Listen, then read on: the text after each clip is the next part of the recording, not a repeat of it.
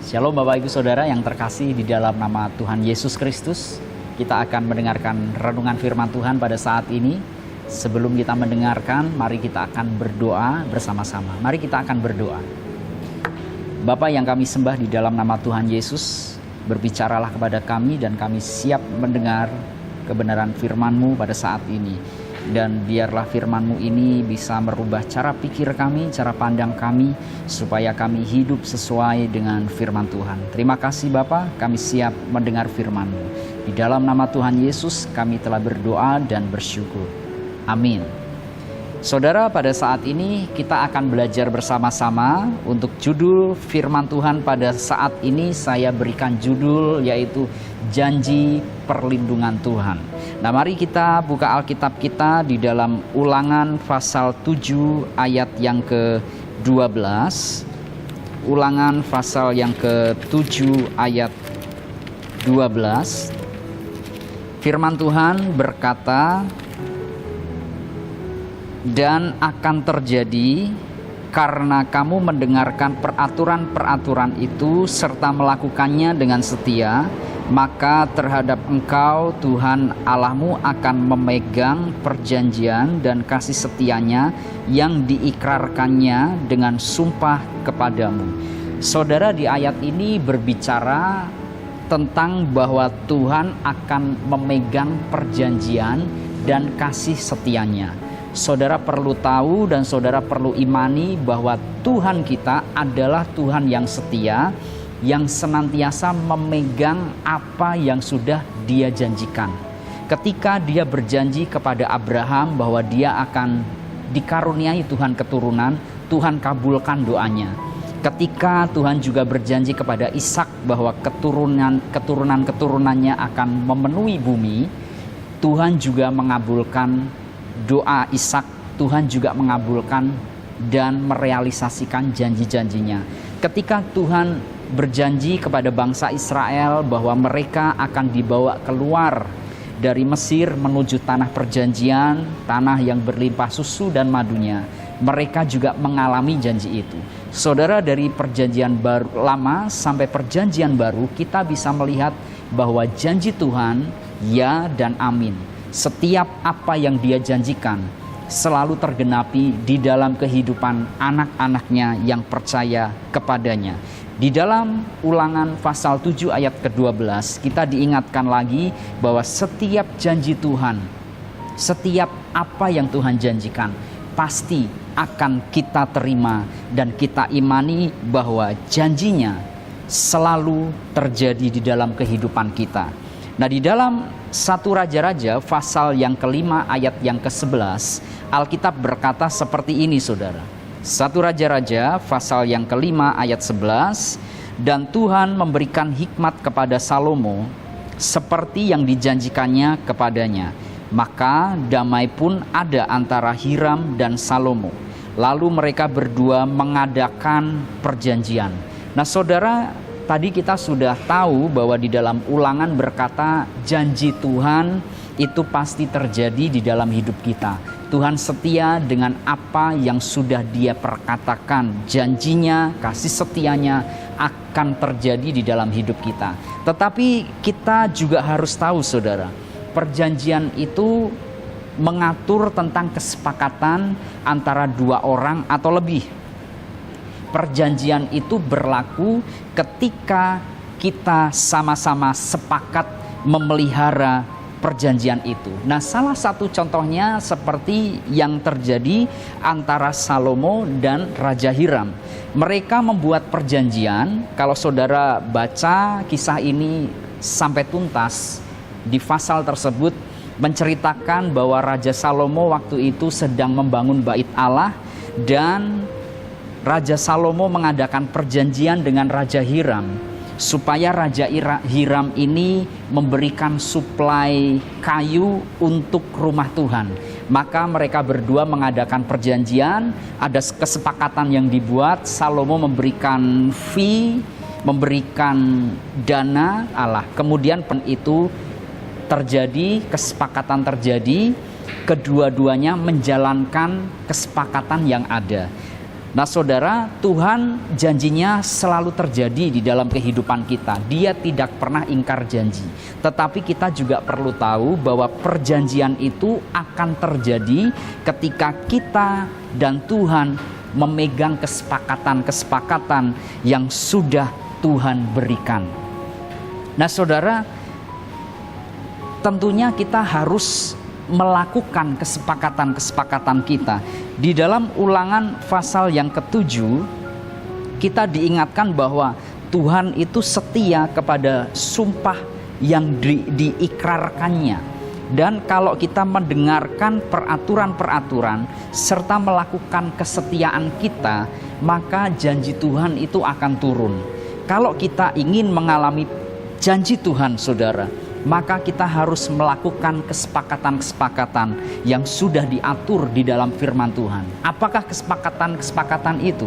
Di dalam Ulangan pasal yang ke-7 ayat yang ke-12 mengatakan bahwa kita harus mendengar peraturan-peraturan yang daripada Tuhan serta melakukan setiap perintah Tuhan dengan setia. Nah saudara, kalau ingin perjanjian Tuhan itu nyata di dalam hidup kita harus juga melakukan kesepakatan kita, yaitu dengan setia mendengar setiap perintahnya, dengan setia melakukan firman-Nya di dalam hidup kita.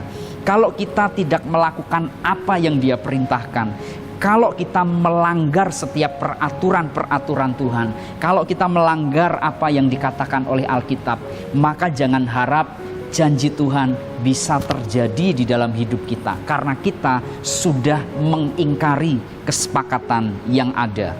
Nah, kita belajar pada saat ini perjanjian Tuhan akan terjadi di dalam kehidupan anak-anaknya yang setia memelihara firman dan melakukannya, yang setia hidup sesuai dengan firman Tuhan, yang setia untuk memperbaiki karakternya sesuai dengan firman Tuhan, hidup dalam kasih, hidup dalam damai sejahtera, hidup dalam kemurahan hati, dan hidupnya berbuah bagi sesama. Nah saudara, di dalam Efesus pasal yang kedua ayat yang keempat, ayat yang ke-24, Alkitab berkata seperti ini. Efesus pasal 2 ayat yang ke-24, Alkitab berkata bahwa waktu itu kamu tanpa Kristus tidak termasuk kewargaan Israel dan tidak mendapat bagian dalam ketentuan-ketentuan yang dijanjikan, tanpa pengharapan dan tanpa Allah di dalam dunia. Saudara, perjanjian Tuhan di dalam perjanjian lama secara khusus diperuntukkan bagi orang Israel. Nah, kita, Alkitab katakan ketika Kristus sudah mati di kayu salib menebus dosa-dosa kita dan kita sudah menerima Tuhan Yesus sebagai Tuhan dan Juru Selamat, saat itulah kita menjadi kaum Israel rohani, menjadi kaum keturunan Abraham rohani.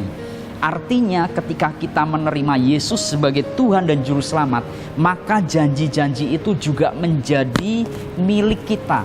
Kita termasuk ahli waris yang akan mewarisi perjanjian-perjanjian Tuhan yang Tuhan sampaikan di dalam Ulangan pasal 7 ayat yang ke-12. Semua janji itu berhak kita terima karena kita ahli warisnya. Kita berhak terima kalau kita hidup sesuai dengan firman Tuhan. Nah mari saudara, kita lihat apa salah satu janji Tuhan terhadap kita, kaum keturunan Israel rohani, kaum keturunan Abraham rohani. Apa janji Tuhan? Salah satu janji Tuhan di dalam Ulangan pasal 7 ayat yang ke-15, Alkitab berkata Tuhan akan melindungi kita dari serangan wabah. Sangat menarik sekali. Ulangan pasal 7 ayat yang ke-15, Alkitab berkata seperti ini, Tuhan akan menjauhkan segala penyakit daripadamu. Saya ulangi sekali lagi, Tuhan akan menjauhkan segala penyakit daripadamu, dan tidak ada satu dari wabah celaka yang kau kenal di Mesir itu akan ditimpakannya kepadamu, tetapi ia akan mendatangkannya kepada semua orang yang membenci engkau. Nah saudara, perhatikan di dalam ayat ini salah satu janji yang Tuhan sudah ikat dengan bapak-bapak orang percaya, dengan Abraham, dengan Musa. Salah satu janji yang Tuhan sudah ikat dan kita berhak mendapatkan janji itu, dan kita adalah ahli waris terhadap janji itu adalah satu janji. Salah satu janjinya adalah Tuhan akan melindungi kita dari serangan wabah. Ini luar biasa sekali, saudara. Sebelum ada wabah yang melanda seluruh dunia, Tuhan sudah siapkan kita tentang satu janji bahwa Tuhan akan melindungi kita dari serangan wabah. Karena itu dengan iman kita percaya dan kita yakini bahwa Tuhan sudah melindungi kita, saudara. Bahkan sebelum COVID-19 ada, Tuhan sudah memberikan seal atau perisai yang melindungi hidup kita. Karena itu janjinya. Tentunya kita juga harus berhikmat. Tentunya kita juga harus mengikuti peraturan pemerintah untuk social distancing, untuk tidak banyak mengadakan perkumpulan, untuk menjaga imun kita, untuk menjaga kesehatan kita. Tuhan sudah memberikan kita perlindungan untuk luput dari serangan wabah. Nah, saudara, berbicara tentang Tuhan akan melindungi kita dari serangan wabah, dari serangan penyakit-penyakit menular, dari serangan virus-virus yang ada. Ini berbicara tentang pelindung, yaitu Tuhan adalah benteng dan perlindungan kita. Nah, mari lihat Mazmur 94 ayat yang ke-22. Alkitab berkata bahwa Tuhan itu melindungi kita dari wabah, dari serangan wabah. Kita imani, kita perkatakan janji ini, kita gunakan iman, kita gunakan hikmat, kita ahli waris perjanjian ini, kita terima, kita imani di dalam iman kita. Tuhan akan menjauhkan segala penyakit dan dari segala wabah celaka yang ada. Ini berbicara tentang Tuhan adalah benteng dan perlindungan kita. Mazmur 94 ayat yang ke-22. Tetapi Tuhan adalah kota bentengku dan Allahku adalah gunung batu perlindunganku. Saudara, di Ulangan 7 ayat 15 berbicara tentang Tuhan yang melindungi kita dari berbagai wabah penyakit, dari serangan penyakit menular. Jauh sebelum penyakit-penyakit itu ditemukan, Tuhan sudah melindungi kita terlebih dahulu.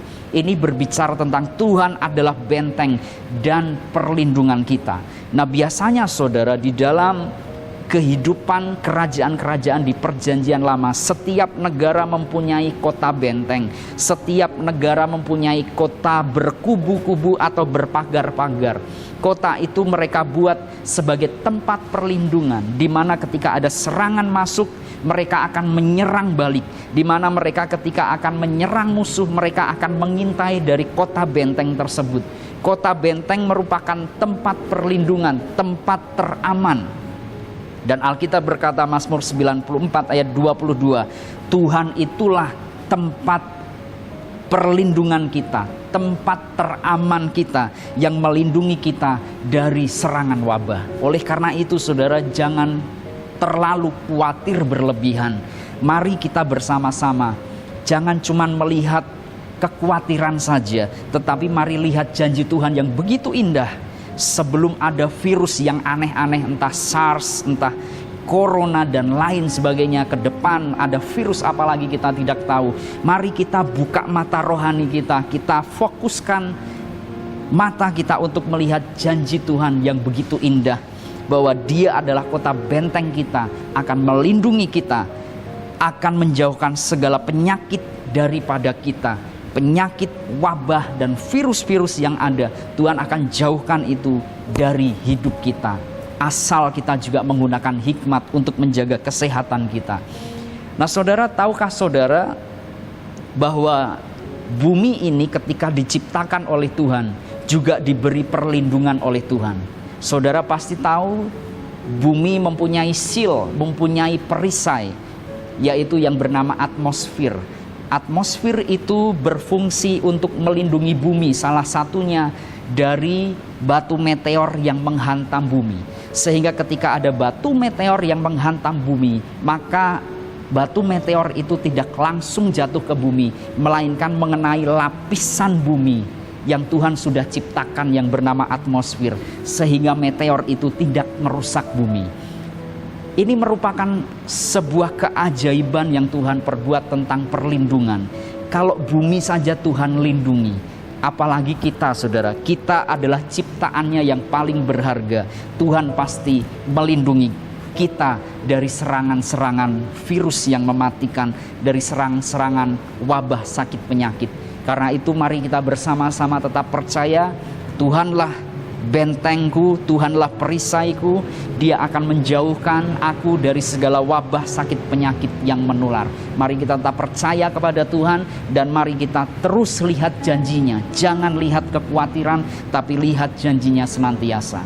Tuhan Yesus memberkati. Amin. Mari kita akan berdoa.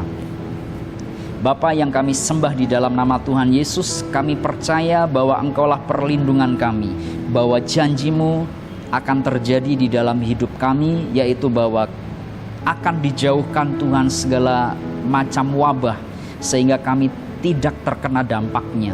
Dan ajari kami untuk percaya kepada Tuhan, dan ajari kami juga untuk berhikmat menjaga kesehatan kami.